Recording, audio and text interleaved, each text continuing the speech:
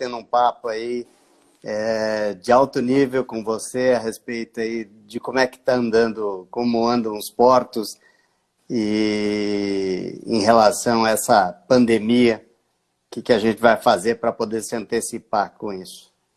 Indiscutível. Teller, antes de mais nada, a gente tem gente do Brasil inteiro assistindo a gente e eu preciso te fazer este questionamento para que você dê um breve relato a respeito da tua vida profissional. Eu acho que isso é importante, principalmente para todas aquelas pessoas que estão nos assistindo. Quero te confessar, hoje à tarde, Teller, eu estava pensando, eu te conheci, eu tinha 19 anos. Sabia disso? 19 anos, né? 19 anos. Olha. Poxa, não sabia, não. Eu tô com 23 agora, né? Então o tempo passou. Parece que o tempo passou rápido. Verdade. Bom, deixa eu dar vou dar para a turma um breve relato a respeito da minha carreira. Eu estou há aproximadamente 10 anos no Porto, dirigindo operações portuárias, sempre em terminais de contêineres. Acabei me especializando em terminais de contêineres, incrementando muito produtividade nesses terminais, alavancando o EBITDA das companhias, melhorando processos. Em terminais é exatamente o que eu fiz. Nos últimos 20 anos, eu fiz turnaround management em diversos grandes empresas familiares, dos mais variados segmentos da economia, por exemplo, frigorífico de boi, frigorífico de frango, transportadora rodoviária de carga, operadora logística, indústria metalúrgica de autopeças, cabines fotográficas, o que vocês imaginarem, eu já profissionalizei. O turnaround nada mais é do que profissionalizar as empresas para que você redesenhe processos, adeque toda teu contingente de profissionais a esses novos processos. Com isso, você incrementa a margem de lucro operacional da empresa, aí ela vai para um IPO na bolsa, ou ela faz um M&A, uma fusão, uma aquisição, ou para crescimento orgânico mesmo. E antes disso, eu tive 15 anos de uma carreira, eu tenho 37 anos de carreira, então não é pouca coisa. Os meus 15 primeiros anos foi uma carreira tradicional comercial, desde gerente comercial até diretor comercial de marketing, diversas empresas ou grupos aí, multinacionais e nacionais. E hoje você está como diretor executivo da Santos Brasil, um dos maiores terminais portuários que nós temos no nosso país. Isso, diretor de operações portuárias da Santos Brasil, responsável por 5 concessões que nós temos, a concessão do Tecon Santos e do TEV, do Terminal de Veículos. O Tecon Santos é um terminal de contêineres, o Tecon de Vila do Conde, o Tecon de Imbituba e o Terminal de Cargas Gerais de Imbituba. Vila do Conde no Pará, Imbituba em Santa Catarina. Excelente, Teller. Vocês que estão na live acompanhando a gente já perceberam a quantidade de experiência que o Teller tem para compartilhar com a gente. A doutora Eliane está me auxiliando também, e se você quiser fazer qualquer tipo de questionamento, o Teller também estará à disposição para responder.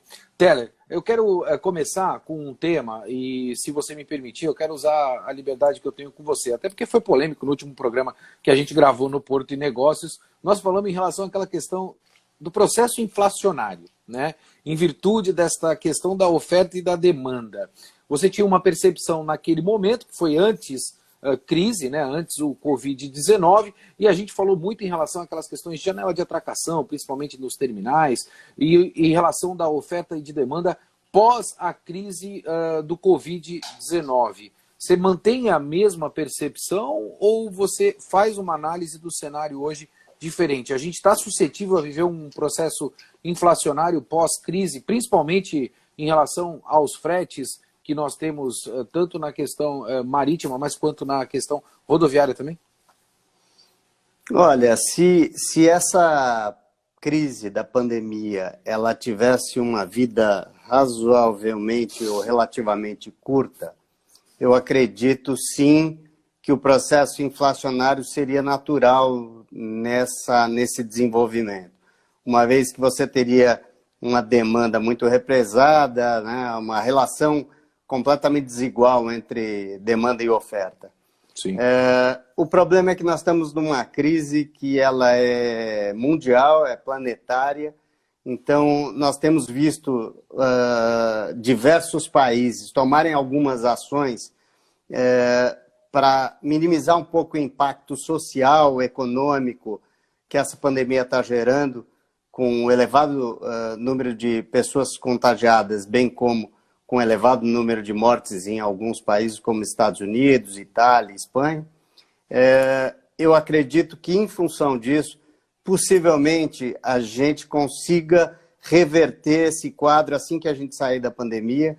Ela tende a começar a sair, se tudo correr bem, a partir aqui no Brasil, a partir de julho, agosto.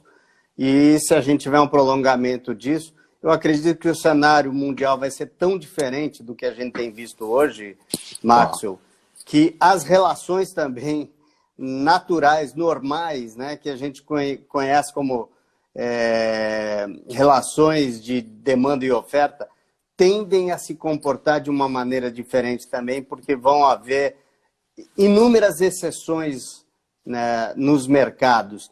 Eu acho que vão haver exceções de ambas as partes, do consumidor final e de quem está fornecendo, seja ele indústria, comércio ou serviço. Então, é bem capaz que a gente consiga amenizar um pouco esse processo, depois de toda essa loucura que vem a acontecer. Teller, as pessoas já estão perguntando aqui sobre o Porto 5.0. A gente vai chegar lá, a gente vai tratar desse tema, mas eu preciso falar e fazer, primeiramente, essa introdução, né? Eu preciso pegar a experiência do Teller, principalmente em relação às operações portuárias, até para compartilhar esse conhecimento com o pessoal e ser a porta de entrada para que a gente debata essa questão dos portos 4.0 com os portos 5.0. Teller, quais são os desafios que hoje a Santos Brasil vem enfrentando nesse momento de crise? Olha, a gente adotou, nesse momento de crise, uma ação baseada em 4 grandes pilares. Esses 4 grandes pilares, eles se compõem exatamente de higiene extrema em todos os nossos terminais. A gente reforçou equipes de limpeza, a gente reforçou distribuição de álcool gel em todo o terminal, em mais de 200 pontos diferentes, mesmo também nos nossos cais de atracação, além, naturalmente, da gente ter os nossos vestiários e sanitários. A gente reforçou a limpeza em todas as maçanetas, em todos os vestiários, em todos os sanitários. O segundo pilar é colocar todo o apoio à operação em home office, para isolar e proteger o máximo possível das nossas pessoas. O terceiro pilar é o grupo de risco, acima de 60 anos e com algumas doenças identificadas aí pelo Ministério da Saúde e da Anvisa, também estão isolados em suas residências, estão, de uma certa forma, muito bem protegidos para que não se contaminem, não tenham um risco de susceptibilidade maior em função da sua imunidade mais baixa. Acredito que esses pilares, finalmente o quarto pilar que eu estava esquecendo, é aplicar aquele termômetro em todas as nossas portarias para garantir que todos os nossos funcionários ou prestadores de serviços que ainda tenham que frequentar as nossas unidades, os nossos terminais, para efetuar o serviço essencial naturalmente, que é movimentar os contêineres dos nossos navios ou para os nossos navios, e que eles estejam muito bem protegidos. A gente está implantando aquelas pistolas, a gente já implantou aquelas pistolas laser, né, de termômetro à distância. Sim. E na semana que vem a gente está implantando totens de reconhecimento facial e de medida termal para que a gente possa cada vez aperfeiçoar mais esse processo.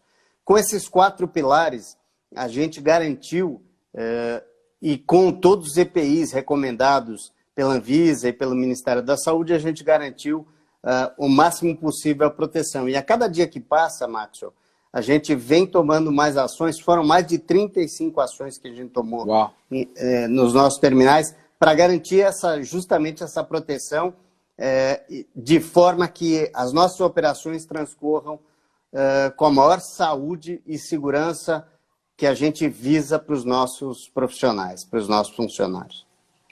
Teller, quando surgiu a oportunidade da gente fazer a live, eu discuti com você muito esse tema da questão dos portos 4.0 para os portos 5.0. Por que eu fiz esta ponderação ou esta afirmação, que eu acho que é um tema extremamente pertinente no momento? A gente acompanhou, principalmente nos últimos anos, um investimento significativo na parte de tecnologia, principalmente pelos terminais privados, em virtude da lei de modernização dos portos, e a gente já falou isso em outra oportunidade. Mas muito motivou pela imposição legal. A gente sabe que muitos terminais fizeram investimentos, principalmente na questão de tecnologia, em virtude da imposição legal. Outros, como é o caso da Santos Brasil, na minha percepção, com um viés de DNA para a tecnologia, investiram com foco na produtividade. A gente acompanhou muito essa questão dos portos 4.0, existia um planejamento muito grande para isso sendo elaborado, com foco excessivo até no volume de burocracia que a gente tinha, né, ou ainda tem dentro do nosso país. Me parece que, em virtude desta crise do Covid-2019, muitos processos burocráticos estão se perdendo ao longo do caminho por serem absolutamente até desnecessários ou até redundantes. A gente pode afirmar, e aí é onde eu quero começar efetivamente o nosso debate, porque eu tenho uma série de pontos para colocar. A gente pode afirmar que essa evolução de 4.0 para 5.0 foi imediata, porque nós vamos estar de uma maneira disruptiva, acabando efetivamente com a burocracia dentro do nosso país, se utilizando de tecnologia, ou acabou a crise e volta tudo como era, Teller? Vamos lá, Maxwell. Deixa eu tentar começar um pouquinho antes, conceituando para a nossa turma aí que está nos assistindo, o que exatamente é o Porto 4.0 e o Porto 5.0. Na verdade, isso se originou na Alemanha, esse termo ele foi criado na Alemanha para as indústrias que estavam se transformando para aumentar muito a sua tecnologia, principalmente como se chama? Em sensoriamento e robótica dentro de todas as indústrias para cada vez automatizar mais. E a partir daí, você começa a colocar tudo aquilo que o sensoriamento e que toda a tecnologia está trazendo de evolução nas nuvens, em diversos pontos em que você coleta essas informações, e à medida em que você coleta essas informações, você, através de análises estatísticas, você começa a entender e trazer inteligência para os processos e, finalmente, você começa a tomar decisões. A indústria 4.0 trouxe consigo a logística 4.0 e os portos 4.0, ou seja, tudo teve que se adaptar a essa nova realidade para poder fazer parte dessa cadeia. Não é mais só, então, a produção que importa, é também o transporte, a distribuição, o consumo, a precificação, toda a inteligência que você pode ter e toda a cadeia que você pode ter por trás desses mecanismos. O que significa a evolução para o 5.0? O 5.0, a sociedade 5.0 vai evoluir de tal forma que, à medida em que você começa a coletar tantas informações, e essas informações vão se transformando em Big Data, em grandes bancos de dados transacionais, você não tem mais capacidade como ser humano de adquirir essas informações e começar a tratar na velocidade que elas são geradas. Então, a partir daí, você gera no ciberespaço novos programas que sejam capazes de absorver esse Big Data, fazer as análises e te entregar para o ser humano as análises com um pouco mais de inteligência por trás disso, para que você tome definitivamente melhores decisões do que fazer e do que seguir. E o que você me perguntou, agora contextualizado, puxa, a gente já tinha que evoluir para o 4.0, mas a gente tem um monte de burocracia para poder introduzir nos portos toda essa tecnologia, toda essa automação, e agora, com essa crise, a gente vai evoluir para o 5.0 ou a gente vai voltar para o 3.0? Essa foi mais ou menos a pergunta. Olha, eu acredito sim que nós vamos evoluir direto para o 5.0. A gente já vai passar a automatizar numa velocidade muito mais rápida, porque o que a crise está nos ensinando é isso. Está todo mundo, boa parte das pessoas, assim como nós dois estamos nesse momento, trabalhando em casa, com uma velocidade de tomada de decisão, porque a gente está se informando. Eu tenho pelo menos uns 50 grupos em que eu recebo 500 mensagens por dia. Eu estou começando a não me dar conta mais, de forma nenhuma, de tratar todas essas informações e tomar decisões com ela. Então, eu acho que isso vai fazer com que, naturalmente, quando a gente retomar as atividades normais pós-pandemia, a gente vai avançar violentamente nos nossos investimentos e acelerar esses investimentos em tecnologia. Os portos vão se preparar cada vez mais para as automações, para o sensoriamento e para mandar todas as informações remotamente, o mais rápido possível, para os seus grandes bancos de dados, né? E a inteligência artificial vai ter que começar a tratar essas informações e começar a nos devolver algumas tendências e indicativos. À medida em que isso acontecer, Maxwell, a gente começa a tomar cada vez decisões mais precisas e melhores.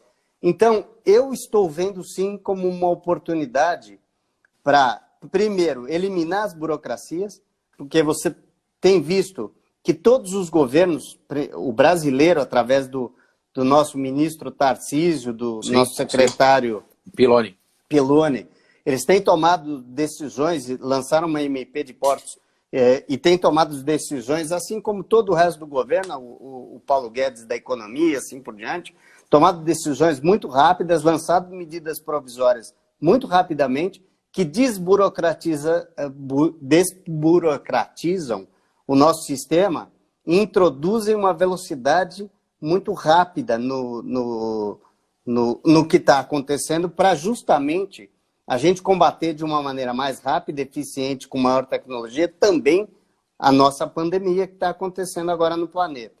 Então, eu não tenho a menor sombra de dúvida que acabou a pandemia, tudo isso que veio vai continuar e vai apenas facilitar a contribuição para essa transformação do mundo 5.0. Teller, eu vou te fazer algumas ponderações. Primeiro, brincadeiras à parte, né?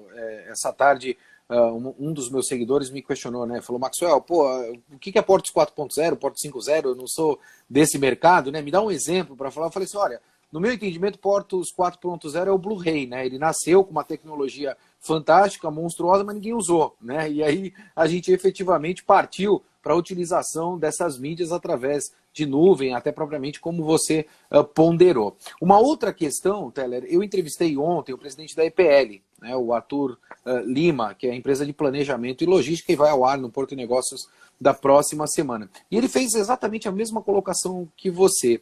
Ele pontuou que os portos do Brasil, em virtude principalmente desse mundo globalizado, precisam ter não só a competição externa, mas a competição interna. E a competição interna dos portos do Brasil, uma vez que esses portos irão se desenvolver, está atrelada diretamente ao volume de automação e velocidade de movimentação para que eles possam ser eficientes. Essa é a tua visão? Sem dúvida, sem dúvida. Ele está totalmente correto. A automação gera muito maior eficiência, muito maior, menor volatilidade. Isso é muito importante. Os armadores, que são os proprietários dos navios que transportam esses contêineres, a principal medida que eles cobram dos terminais portuários, é a regularidade da nossa operação. A ideia não é fazer 150 movimentos por hora, que é o principal indicador de um terminal de contêiner, que é quantos contêineres eu coloco dentro de um navio ou tiro de dentro de um navio. Uma hora eu faço a 150, uma hora eu faço a 80, uma hora eu faço a 60, outra hora eu faço 120. Isso é muito ruim. Na verdade, não é isso que nenhum armador busca. Ele precisa de regularidade. Se eu me comprometer com ele que eu vou entregar 100 movimentos por hora, que eu entregue 100 movimentos por hora num determinado tipo de navio, um navio grande, com um volume muito grande, com carga bem distribuída, para eu poder movimentar, por exemplo, com 4 portainers, que são aqueles guindastes que colocam e tiram os contêineres dos navios. Esta regularidade é fundamental, porque a partir dessa regularidade, ele consegue planejar e fechar todo o ciclo em toda a cadeia de portos que ele tem que percorrer pelo mundo. Exato. Se ele sabe exatamente que dia ele entra e que dia ele sai do meu terminal, porque eu vou entregar a produtividade regular, ele vai fazer a mesma coisa para o próximo porto e assim por diante. Teller, chegou chegaram várias perguntas. Eu vou te fazer uma pergunta da Comex Girls. Eu acho que deve ser as mulheres aí do comércio exterior, né? Elas estão perguntando qual é o impacto para os terminais de retroárea, né? Eu acho que a gente está falando muito desta questão do volume e foco de movimentação, principalmente de terminais de zona primária, e ela está perguntando em relação qual será o impacto desses terminais de retroárea, né? São zonas secundárias. Eles são um importante apoio justamente a esse grande volume que acontece nos terminais molhados, e eles certamente, o impacto é que eles vão ter que se atualizar da mesma maneira, em termos de, naturalmente, de automatização. Eles vão ter que se automatizar, eles vão ter que garantir também o mesmo fluxo, porque o cliente final exige a carga da mesma maneira, com regularidade, com fluxo e com confiabilidade. O que a automação te proporciona é uma confiabilidade e uma regularidade cada vez maior. E com isso, com o sensoriamento e com todas as informações sendo mandadas online em tempo real para a gente consegue tomar as decisões de como corrigir quaisquer desvios que possam acontecer, porque naturalmente desvios sempre acontecem, claro, né? Claro. Isso faz parte de qualquer processo. Você corrige e com isso mantém a regularidade. Se você tem um processo em que você tem muitos picos e vales, você é irregular. A ideia é que você minimize ou mitigue os riscos de você ter picos e vales e ficar cada vez mais flat, cada vez mais reto, cada vez mais regular. Isso tanto faz em toda a cadeia logística, não só nos terminais retroportuários, como em toda a cadeia logística, o transporte rodoviário, o transporte marítimo, o transporte ferroviário, a movimentação de cargas, toda a logística, a armazenagem, tudo isso cada vez precisa ser mais automatizado para que você tenha cada vez uma qualidade do serviço que você é contratado para entregar para o seu cliente, sendo cada vez você vai ser cobrado por mais qualidade, por mais eficiência, e aquilo que você for contratado, você tem que entregar, sempre da mesma maneira. Teller, você é profundo conhecedor e eu quero aprofundar tecnicamente esse ponto, né? Quando a gente fala dessas questões de automação, talvez muitas pessoas que estejam acompanhando estejam fazendo este questionamento, né? Que automações efetivamente nós estamos falando dentro de um terminal portuário? A gente pode dividir isso em 4 grandes blocos, se assim eu posso dizer. A área de costado, né, o nível de automação na área de costado e quais são as automações pertinentes a isso. A área de pátio é uma outra área de automação. Os gates e, efetivamente, todos os prestadores de serviço, sejam eles da iniciativa pública e privada, que orbitam um terminal portuário. Em que estágio a gente está comparativamente ao Portos 4.0 e falando e pensando um pouco neste tema que a gente colocou do Porto 5.0? Ok. Olha, A Santos Brasil, ela é uma pioneira em inovação tecnológica. A gente tem muito disso do 4.0 já implantado dentro das nossas instalações. Por exemplo, todos os nossos gates são 100% automatizados. O caminhoneiro ele chega com a carga e ele é identificado biometricamente. Agora, naturalmente, com a pandemia, a gente está transformando esse sistema, mas ele é identificado biometricamente, é reconhecido que é exatamente aquele caminhoneiro, é reconhecido primeiro por OCR. O OCR, uma câmera faz a leitura da placa, faz a leitura do container, identifica que essa carga é uma carga realmente que estava agendada para tal horário e que deveria ser tal motorista. O motorista se identifica biometricamente, checa se é o motorista que tinha sido informado, sendo o motorista, é levantada uma cancela e é emitido um ticket para que ele vá para uma quadra X de dentro do terminal, onde ele vai ou depositar a carga que ele trouxe ou retirar uma carga que esteja armazenada. Isso já é boa parte do 4.0. Além dos nossos gates, por exemplo, nos nossos portainers que estão no costado, que você colocou muito bem, nós temos a mesma coisa, leitura dos OCRs. A gente identifica por leitura de câmeras qual container a gente está pegando, se é exatamente aquele que estava programado ou planejado e onde é que ele deveria ir. Aí a gente deposita num caminhão e esse caminhão segue para a quadra que ele deveria ir. Por sinal, a Santos Brasil fez investimentos agora, mais recentemente, recebeu novos portainers completamente automatizados, Teller. Sim, nós recebemos 2 novos PTs, 2 novos portainers da ZPMC. A gente recebeu ele fim de fevereiro, começo de março, e a gente já comissionou eles e começou a utilizá-los a partir desta segunda-feira. Eles já estão em operação. Como você mencionou, esses portainers têm OCRs que fazem identificação e que, ao mesmo tempo, também podem pesar o próprio portainer no seu spreader. O spreader é aquele... a parte que a lança que conecta o container e que permite colocar ele depois, soltando ele em um caminhão, ou retira do caminhão, prende no spreader e levanta através dos cabos até depositar no navio. Tudo isso também já é semi-automatizado, a gente já tem uma parte disso toda automatizada. Todos esses dados de todos esses volumes e números de containers, que eu estou falando não são poucos, a gente faz algo em torno de 85 a 100 mil containers mensalmente na Santos Brasil. É um dos maiores terminais da América Latina.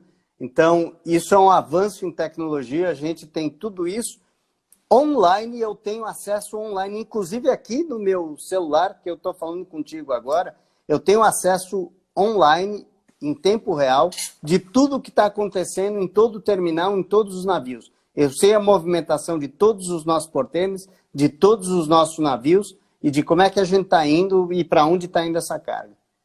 Costumo dizer que um terminal portuário ele faz ou tem a arte de movimentar caixas, né? O quanto mais excelência você tiver nesta movimentação de carga e mais inteligência agregada, mais eficiente efetivamente você vai ser. Você falou na questão da automação, principalmente desses cranes, e me parece que a Santos Brasil é pioneira nisso, Teller. Eu não vi ainda outro terminal se utilizando desta tecnologia, que é uma tecnologia que agrega muito, principalmente na operação, em virtude dos algoritmos matemáticos que tem para remanejamento de carga, principalmente no pátio dos terminais. É certo afirmar isso, Teller? Sim, sim. Somos. Nos nossos pátios, a automação que a gente tem, nós temos os RTGs, que são os pórticos sobre pneus, né?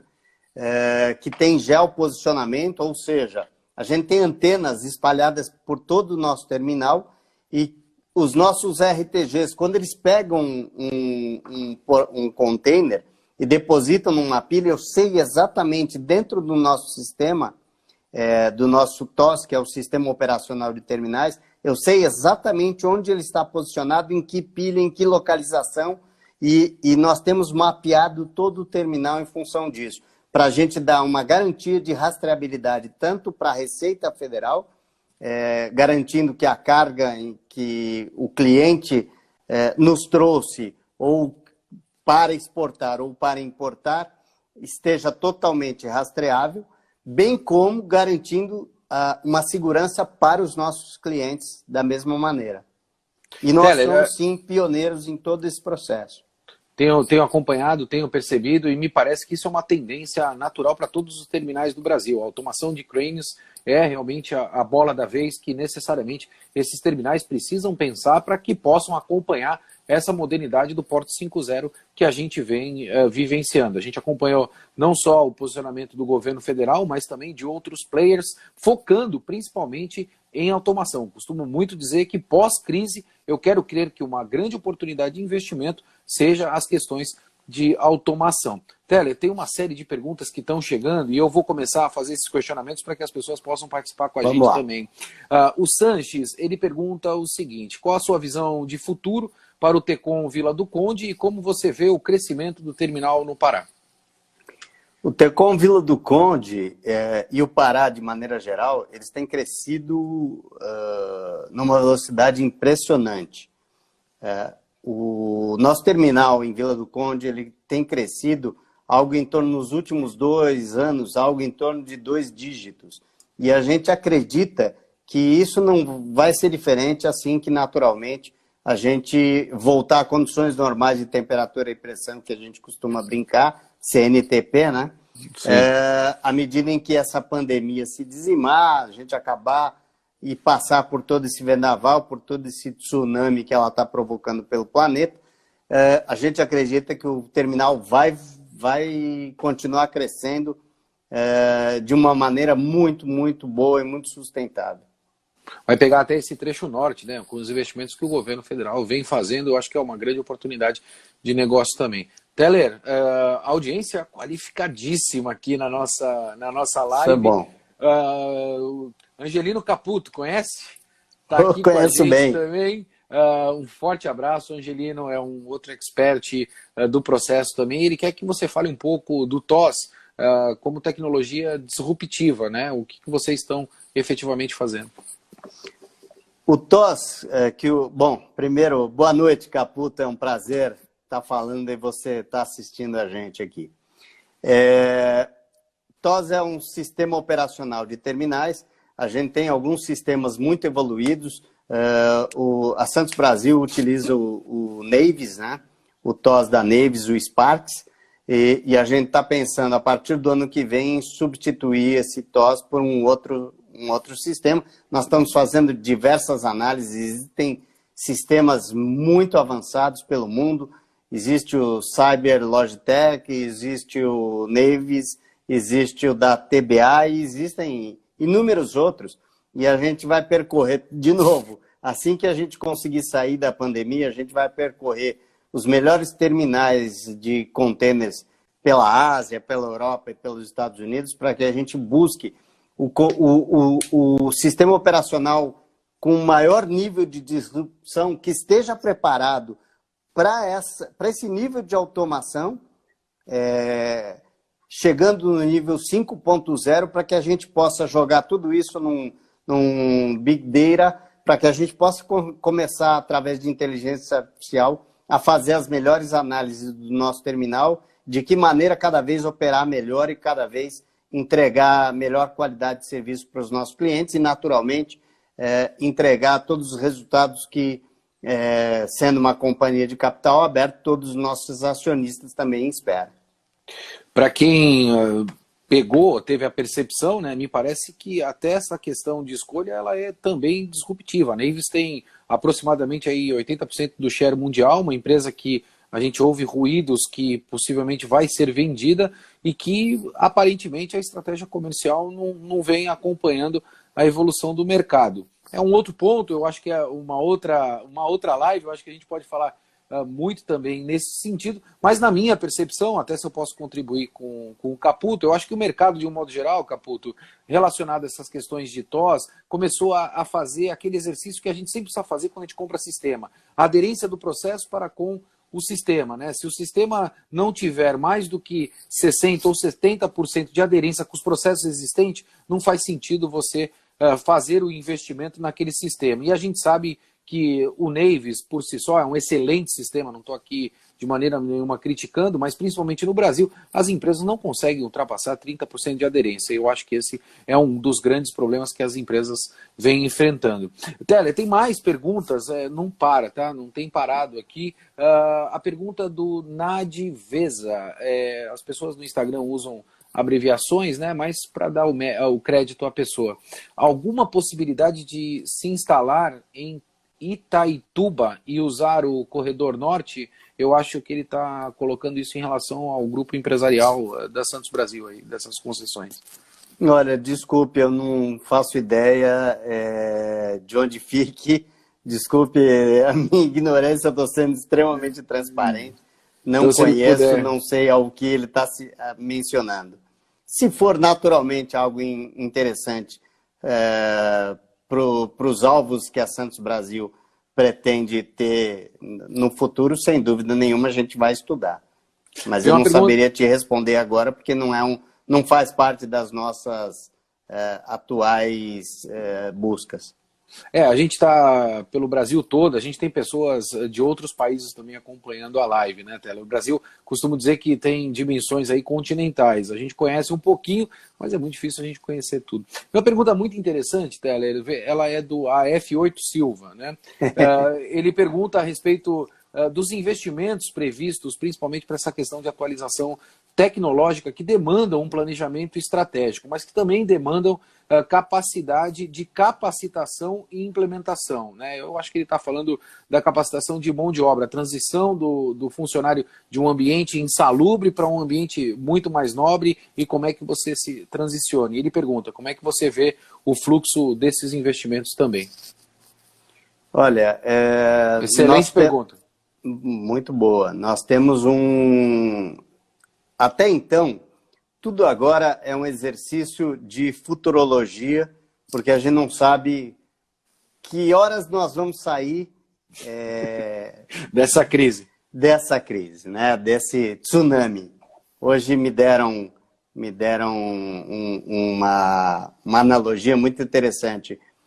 Por enquanto, a gente está no recuo da onda, né?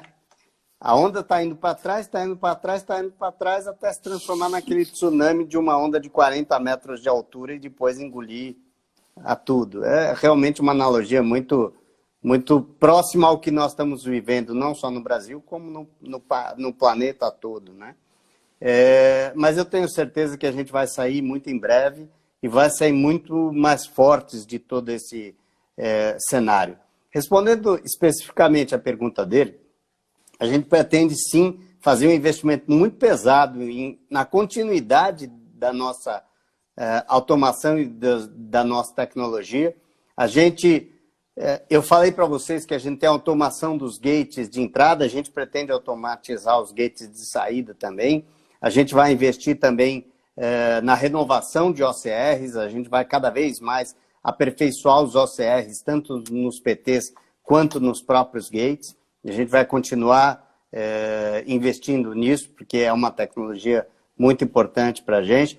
Nós já adquirimos tablets e um software que vai dar auxílio total para as nossas áreas de saúde, segurança e meio ambiente, nossas áreas de segurança patrimonial, nossas áreas de manutenção, de forma a gente fazer junto do tablet, a gente tem alguns formulários naturais de todas essas áreas, onde a gente vai poder tirar uma foto e mandar em tempo real, e com isso saber onde é que a gente precisa fazer mais limpeza, onde é que a gente precisa colocar mais sabão, onde é que a gente precisa trocar uma peça e assim por diante, né?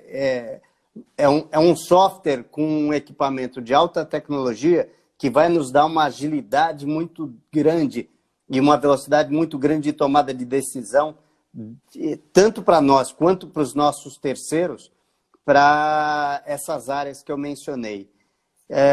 E assim por diante. Nós temos um investimento em tecnologia que não vai ser tão rápido, que está previsto para dentro de 2 a 3 anos, onde a gente deve também investir na substituição dos nossos RTGs, que são os pórticos sob pneus, que são atualmente a diesel, por RMGs, que são pórticos eletrificados, né, que se movimentam de maneira automatizada também, com um grande nível de precisão e confiabilidade, dentro do nosso pátio, dentro dos nossos terminais. E aí a gente vai também fazer um investimento extremamente sustentável, porque a gente vai eliminar a emissão de CO2, né, de gás carbônico, para adquirir tecnologia totalmente limpa e eficiente, que é a tecnologia elétrica. Você já respondeu, então, a pergunta da Maiana Estela, que ela pergunta em relação a essas questões de matrizes energéticas, principalmente para esse processo de automação. E, Teller, temos gente do Peru, tá em Lima, no Peru, acompanhando a gente também, dizendo que é o Toninho, o grande Toninho. Toninho, eu comentei com o Teller aqui, um forte abraço, meu amigo, bom saber que você está bem aí no Peru. Comentei com o Teller que eu conheci o Teller quando eu tinha 19 anos, eu também te conheci quando eu tinha aproximadamente 18 anos. Um forte abraço para você aí, Toninho. Eu vou dar a oportunidade para o Teller também te mandar um grande abraço, porque você é um excelente profissional. Grande abraço, Toninho. Fiquei muito feliz em saber que você, sua esposa, sua linda família estão aí no Peru, estão em Lima. Que vocês aproveitem muito esses novos desafios na vida de vocês. Teller, a gente está indo para a parte final da nossa live. Eu acho que é realmente sempre muito enriquecedor a gente bater esse papo com você. E eu quero já abordar esse tema, né? Você trouxe essa questão principalmente da tecnologia. A gente percebe um grande executivo da área focado nessas questões pós-crise. Eu sei que a gente tem a questão da imprevisibilidade, mas é uma pergunta que eu preciso fazer, né?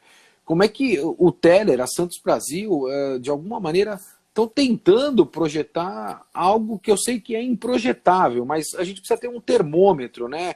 E eu acho que esse é o nosso compromisso. Eu tenho feito isso, eu conversei hoje com a Yara da BTP, tenho conversado também com outros executivos. Eu falo que a nossa obrigação da formação de opinião é principalmente dar um termômetro para o mercado. A gente tem que dar esse termômetro, né, para que o mercado possa continuar. Como é que você está avaliando o comportamento da Santos Brasil no mercado nesta questão do pós-Covid-19, Teller? Olha,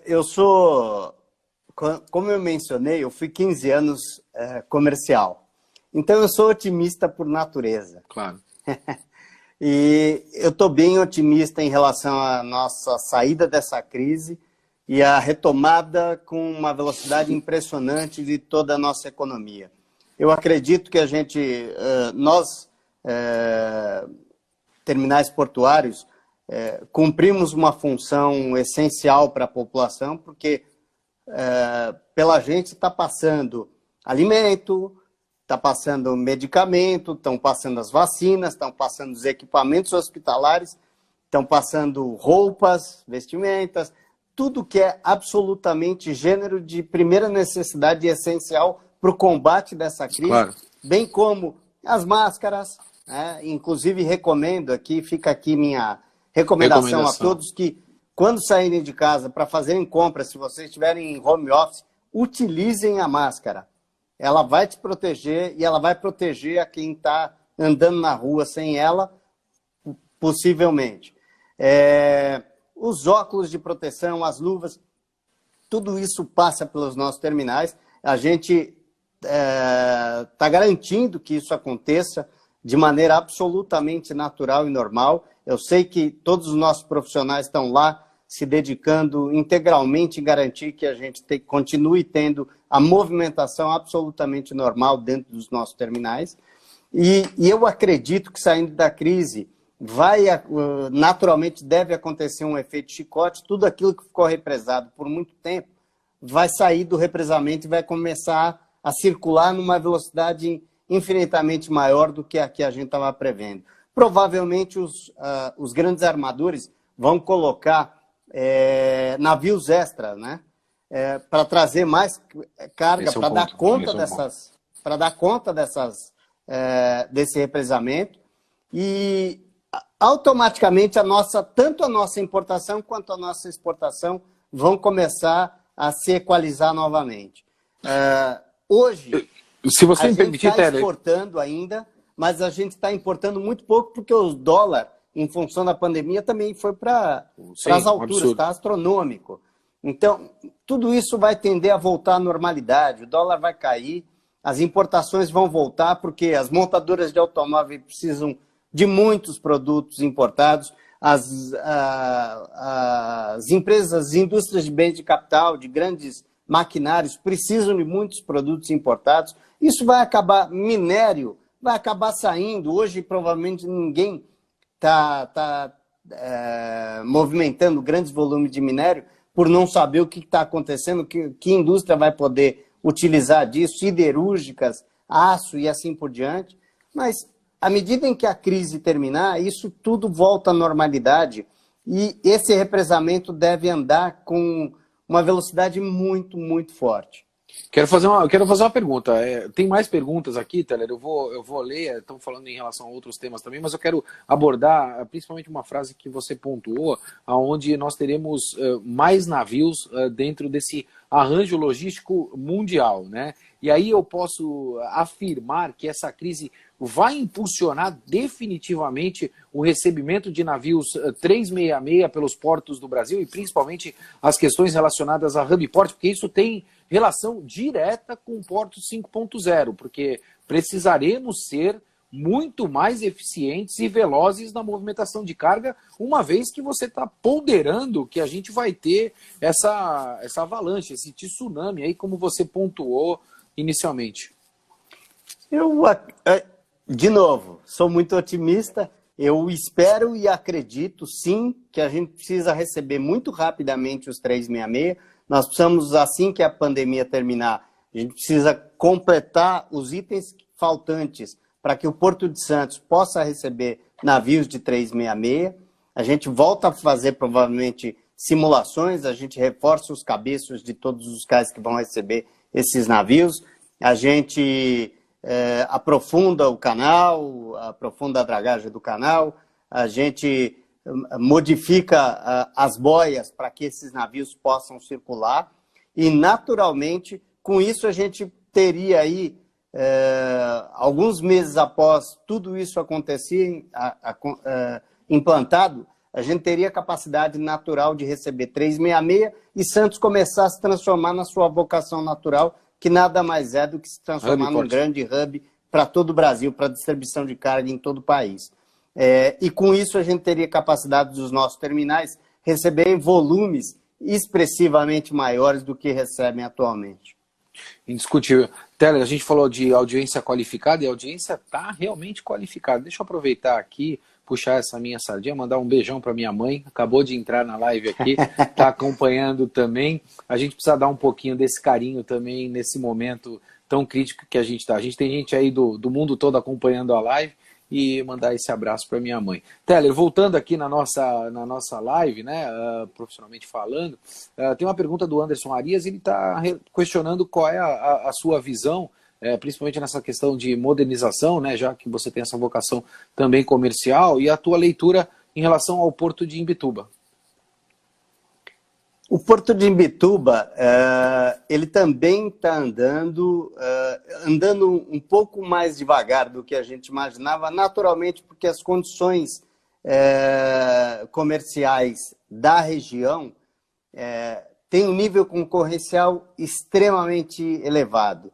A gente tem terminais como, por exemplo, Itapoá, que era dos acionistas de Itapoá era Hamburgo Sud, e a Maersk adquiriu Hamburgo Sud, então um grande volume da Maersk e Hamburgo Sud estão em Itapoá.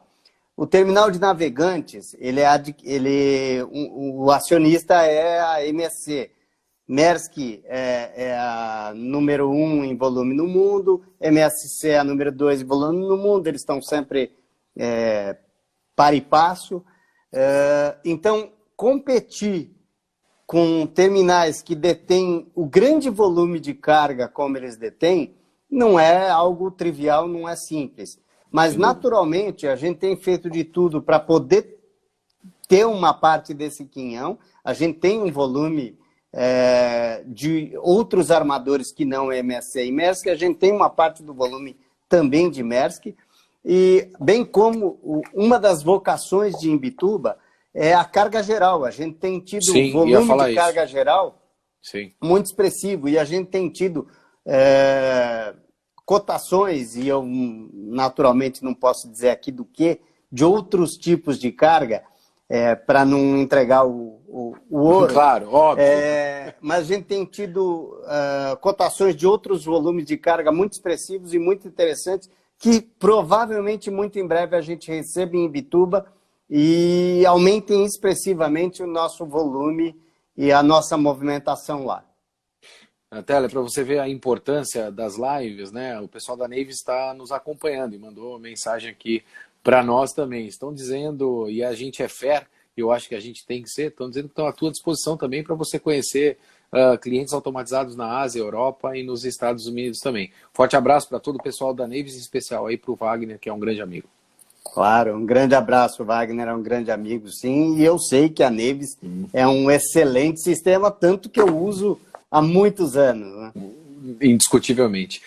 Teller, tem mais uma pergunta aqui para você. Qual é a aderência de operação remota e semi-automática de STS ou RTG para os terminais de Santos? Olha, essa pergunta é interessante.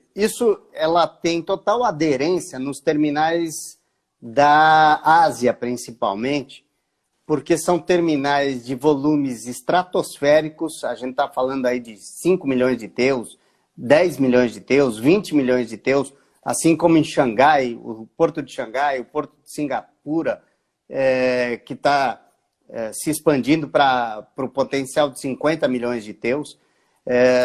À medida em que você tem terminais gigantescos, com volumes estratosféricos, naturalmente a aderência da automatização integral, tanto dos portainers quanto dos RTGs, eu já fui nesses terminais e vi eles funcionando 100% automatizados. Na Alemanha nós temos também terminais 100% automatizados, assim como em vários outros países do mundo. Claro. Mas são para características diferentes. Por isso que o Maxwell ele fez essa pergunta. Quando nós vamos nos transformar num grande hub, num grande porto de recebimento de carga e transferência para os diversos outros pontos do Brasil? À medida em que isso for acontecendo, isso vai levar algum tempo ainda, a gente pode pensar em ter aderência nesse sentido. Por enquanto, é um pouco cedo para se pensar nisso, mas à medida em que a gente está pensando em automatizar mudança de RTG para RMG, naturalmente a gente vai ter uma semi-automatização nisso. Mas isso é algo para só dentro de 3 a 5 anos, como eu comentei. Teller, veio uma pergunta muito interessante. Eu ainda não tinha parado para pensar e, honestamente falando, de bate-pronto não sei a resposta, mas vou pensar, mas eu vou te acompanhar primeiro. Vou passar essa batata quente para você inicialmente, né? Eu penso muito ali no trecho do Nordeste e a Fernanda Duran está perguntando qual é a nossa leitura em relação ao Porto de Salvador. Nossa leitura em que sentido? Eu quero crer que seja uma leitura comercial, né? Em função dessa abordagem que a gente está falando. A gente está falando aí do DNA dos portos espalhados pelo Brasil. A gente falou que Santos se torna um grande hub port, né? A gente falou do Porto de Vila do Conde, e eu acho que a intenção dela é saber qual é a vocação para o Porto de Salvador na nossa leitura, apesar de ter uma concorrência muito grande ali com o Pecém também, né? O Porto de Salvador é um porto bem estável, um porto que tem uma movimentação de cargas bem razoável, muito boa, e ele vai ter que também, naturalmente, assim como todos nós, sofrer essa transformação aí de 4.0 para 5.0 muito rapidamente. Sem sombra de dúvida, ele vai ter que se transformar nesse sentido, assim como todos nós estamos nos transformando para ganharmos essa eficiência e essa melhoria de ganho na entrega da qualidade para os nossos clientes. Teller, nós temos praticamente 1 minuto para você ver onde a gente chega, né? Vou mandar já um abração, um grande amigo também, o Márcio Ghiotti, diretor de operações da BTP. O Márcio está dizendo o seguinte aqui. Meu concorrente. Ele está dizendo, ó, passando para ficar de olho na concorrência. Eu costumo dizer que o mercado portuário é bastante grande, mas ao mesmo tempo ele é bem pequeno, né? A gente se conhece bem. Fica o meu abração para você, Márcio. Márcio, um grande abraço, cara. Presta bastante atenção, certamente tem muita coisa aí para a gente conversar. Sem sombra de dúvida. Márcio, já fica o convite. Quero você aqui também comigo, não só na live, mas eu quero você lá no Porto e Negócios também, para que a gente possa tratar dos assuntos em relação ao setor portuário no nosso país. Teller, brincadeira, hein? Só revendo aqui. Brincadeira. Claro. Márcio sabe que é uma brincadeira. A gente é muito amigo e muito próximo. Operacionalmente, a gente tem uma disputa comercial natural de concorrência, claro, mas temos uma amizade boa. Sem sombra de dúvida. Teller, chegamos ao final dessa live, passa muito rápido, impressionante. Rápido mesmo. Ficou para ontem, ainda tem uma série de perguntas chegando. Se você me der a liberdade, eu vou te encaminhá-las e aí a gente tenta respondê-las. Eu sei que você está sempre à disposição e eu quero crer que nesse momento, principalmente de pandemia e de quarentena, esse compromisso de executivos como você, de estar dando a contribuição do seu tempo, principalmente com as pessoas que fazem parte do setor portuário, para que a gente possa criar um mindset para sair deste momento de pandemia, vai contribuir significativamente, principalmente para o nosso segmento portuário. Eu queria, de coração mesmo, te agradecer pelo teu tempo, porque eu sei que o teu tempo é bastante concorrido e principalmente pela amizade e carinho que você tem comigo. Que é isso, eu aqui me sinto honrado e agradeço muito a oportunidade de participar com você e com a Eliane dessa live que foi sensacional. É isso aí. Te agradeço, Teller. Quero agradecer a todos que estavam aqui presentes na nossa live e vou prometer a todos, vou tentar gravar agora. Na última live teve uma quantidade muito grande de acessos, eu não consegui gravar, mas desta vez vou gravar e a nossa live vai ficar disponível. Meu amigo, forte abraço para você, meu comandante. Estamos sempre juntos. Um abraço. Grande abraço, muito obrigado. Obrigado a todos aí pela audiência. Obrigadão, um abraço. Um abraço. Tchau.